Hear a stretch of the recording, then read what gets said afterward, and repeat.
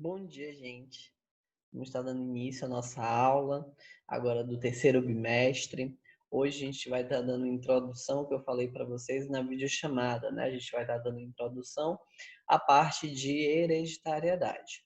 Então, a gente tem aqui que hereditariedade, né? A unidade 5 é o tema que a gente vai estar trabalhando agora, iniciando por perguntas, né? A gente vai iniciar por uma pergunta e dessas perguntas a gente vai desenvolver algumas respostas e partir daí. Então, você já ouviu falar que certa pessoa puxou mais ao pai do que à mãe? Ou que em uma família existe uma característica que está no sangue? A percepção cotidiana da hereditariedade ao longo da história produziu muitas emoções, muitas noções curiosas sobre o tema, algumas das quais permanecem até hoje. Essas percepções, no caso dos criadores de animais e plantas, eram ainda mais intensas e práticas, permitindo a eles fazerem experiências e observarem como alguns cruzamentos favoreciam certas características em seres vivos. Entretanto, até o século XIX, ninguém havia utilizado de rigor científico e matemático para desvendar e descrever os mecanismos biológicos por trás desses fenômenos, sendo que um dos primeiros a fazer isso foi um monge chamado Gregor Mendel. Gregor Mendel, ele é o conhecido hoje como o pai da genética, ele que foi o propulsor, o pioneiro sobre os estudos da área da genética. A partir dos estudos dele, que tudo que a gente sabe hoje sobre transferência de características, genética, gene, DNA, veio a partir dele. Então, a partir disso, a gente tem primeiro um conhecimento sobre quem foi Gregor Mendel, que ele foi um monge que viveu no século XIX, no Império Austríaco, que hoje faz parte da República Tcheca. Suas observações e experimentos não foram realizados em laboratórios, seguindo um método científico e uma lógica comparativa. A família de Mendel trabalhava no campo sob o sistema de corveia, em que deveriam trabalhar parte da semana para o proprietário das terras onde moravam.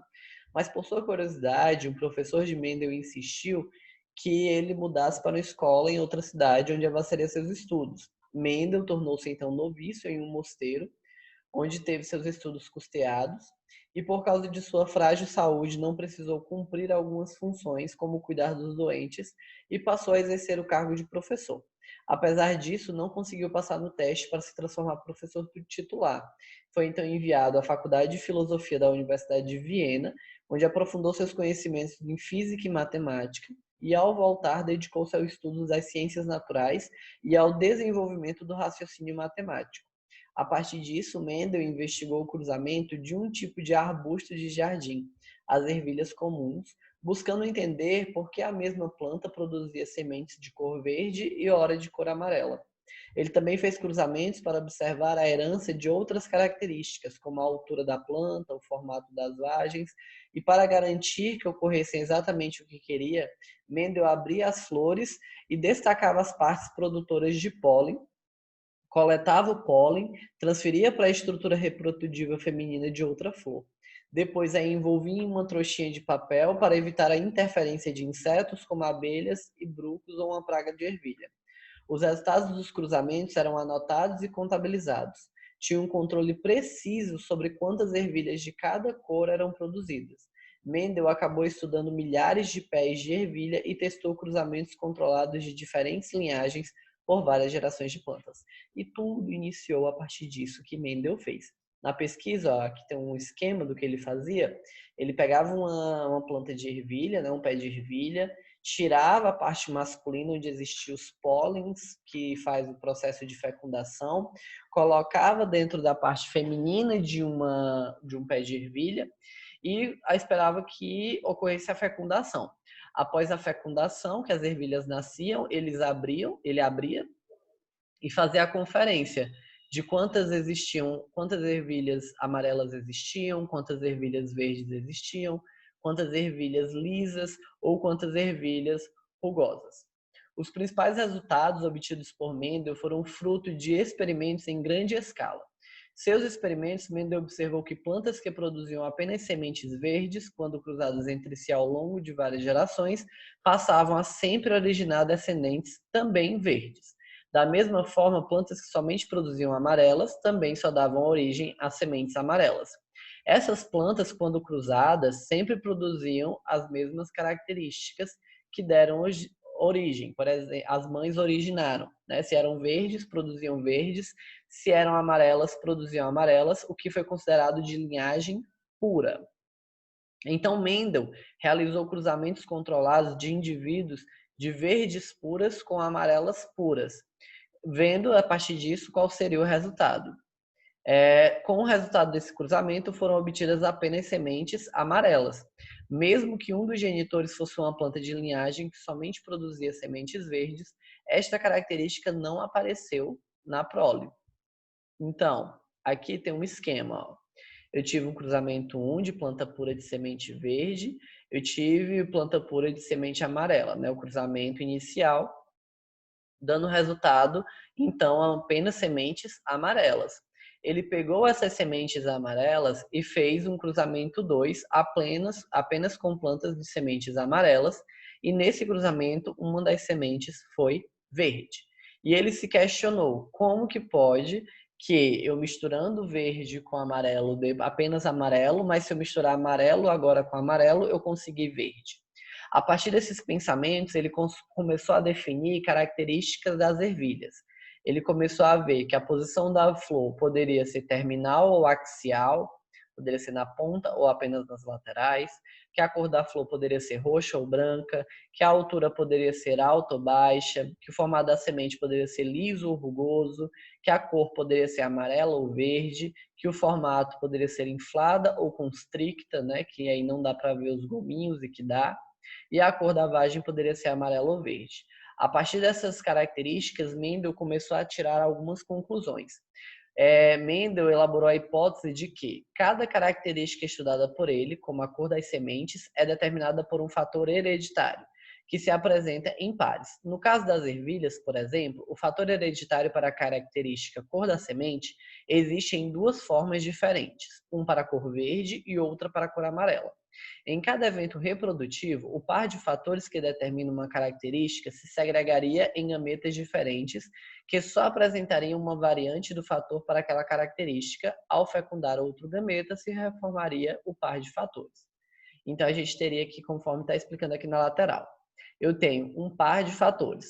Se eu tenho para verde azinho, azinho, eu tenho para amarelo azão, azão. Que isso ele determinou depois essas características. Depois dos cruzamentos. A partir de qual característica ele determina essas letrinhas? Quando minúsculo e quando maiúsculo.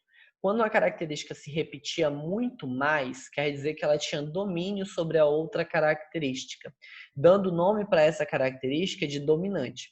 Já se essa segunda característica apresentava-se em bem menor quantidade, essa característica era recessiva ao que eu estou falando. Então, eu dava uma letra minúscula para ela.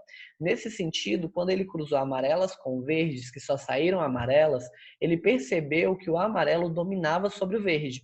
Então, ele colocou letras maiúsculas no amarelo, enquanto colocou letras minúsculas no amarelo. Ele entendeu que, quando ele cruzava verde com verde, apenas tinha verde, porque era a única coisa que poderia existir. Da mesma forma que, na hora que ele cruzou amarelo com amarelo, ele só podia ter amarelo, pois a única forma de cruzamento que poderia existir. Já quando ele pegou uma verde e cruzou com uma amarela, houve apenas a mistura entre eles. Mas como a característica azão, ela domina sobre a característica azinho, apenas apareceram sementes amarelas. Mas foram sementes amarelas com um gene verde escondido, que quando ele cruzou esse amarelo com esse amarelo, na esperança de todas saírem amarelo novamente, um deles saiu verde. Por quê? Porque no cruzamento eu tenho azão com azão, azão, azão. Azão com azinho, azão, azinho. Azinho com azão, azão, azinho. E azinho com azinho, azinho, azinho. E desse cruzamento, todos que possuem um azão vão ser amarelos. Porém, no último cruzamento, eu não tive um organismo amarelo. Eu não tive um organismo amarelo porque eu tive um organismo apenas recessivo. Para todas essas características, eu tenho nomes. Eu tenho nomes puros quando eu falo que apenas é uma linhagem de genes iguais. Eu já não tenho puro quando eu não tenho uma linguagem de genes iguais, como é no caso dessa que são chamados de híbridos. Na geração híbrida, que é a mistura de um gene de um com o gene de outro, eu tenho uma característica dominante quando está com letra maiúscula e recessiva quando eu tenho letra minúscula. E a partir da produção de tais genes, eu tenho que, quando eu tenho duas letras iguais e de mesmo tamanho, eu chamo de homozigoto. Ou se eu tenho duas letras iguais de mesmo tamanho, como eu falei, eu também chamo de homozigoto. Não importa se é maiúscula ou minúscula, elas continuam sendo homozigotas, pois possuem a mesma letra do mesmo tamanho. A diferença é porque esta é homozigota dominante e esta é homozigota recessiva. Tudo que não é homozigótico eu tenho como nome heterozigóticos, pois são diferentes. E a partir disso, Mendel ele também deu duas nomenclaturas referentes a essa pesquisa dele, que foi as nomenclaturas chamadas de genótipo e fenótipo. Genótipo é tudo aquilo que tem no gene. A, azão, azinho, azão com azinho, azão com azão. E fenótipo é tudo aquilo que a gente consegue ver a partir do cruzamento desses genes. Amarelo, verde, rugoso, liso, grande, pequeno, alto, baixo. Essas características visuais são consideradas fenótipos. As características genéticas são consideradas genótipos. Partindo disso, dando só uma pequena introdução ao conteúdo que a gente vai entrar na temática 2, por conta da atividade, vem falando um pouco sobre a redescoberta do trabalho de Mendel, pois ele só foi avaliado como algo importante para a academia 35 anos depois que ele publicou o seu trabalho. Ele já havia falecido e ele não descobriu que suas pesquisas foram importantíssimas para a descoberta da genética atual. Mendel ele morreu e depois de alguns estudos das suas pesquisas que ficaram arquivadas, ele foi colocado na comunidade biológica como pai da genética, porque realmente todas as pesquisas dele estavam corretíssimas. Nessa época, suspeitava que os fatores aos quais Mendel se referia poderiam estar contidos em estruturas visíveis no núcleo das células quando elas se dividiam, os cromossomos, descobertos na segunda metade do século XIX. Essas estruturas se comportavam de maneira semelhante aos fatores mendelianos, isto é, se encontravam em pares que se separavam das células que eram as filhas geradas, o que entrava os questionamentos que Mendel fez desde o início da sua pesquisa. Nisso, entra algumas questões relacionadas à aparição de Rosalind Franklin, que foi ela que tirou a primeira foto do DNA, que está aqui. Essa foi a primeira foto que foi tirada do DNA dentro do núcleo, dentro do cromossomo, que a gente vai estudar mais para frente, cromossomo, que ela tirou. E apesar de ela não ser reconhecida, ela foi a primeira mulher, foi a primeira pessoa que conseguiu tirar essa foto, mas apenas Watson e Crick, que foram outros dois pesquisadores, que levaram um crédito pela descoberta no formato DNA.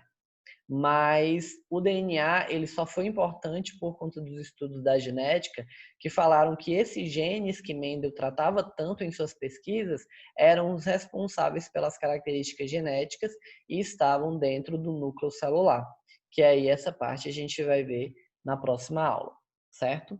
Encerramos nossa aula por aqui, vocês vão fazer a atividade. A atividade de vocês está logo no final da temática 2, aqui, que aí a gente tem as questões 1, 2, 3 e 4 e 5 e 6 e 7 e 8. A gente tem as questões da 7 a 8, aí lá na página 20 e 21 do livro de vocês, certo? Na próxima aula a gente vê um pouco sobre o núcleo, porque a gente encerra a temática 2 com o próximo vídeo e já dá a introdução à temática 3, porque a temática 2 ela é bem curtinha, certo? Então encerramos nossa aula por aqui. Bons estudos para vocês. Até a nossa próxima aula. Tchau!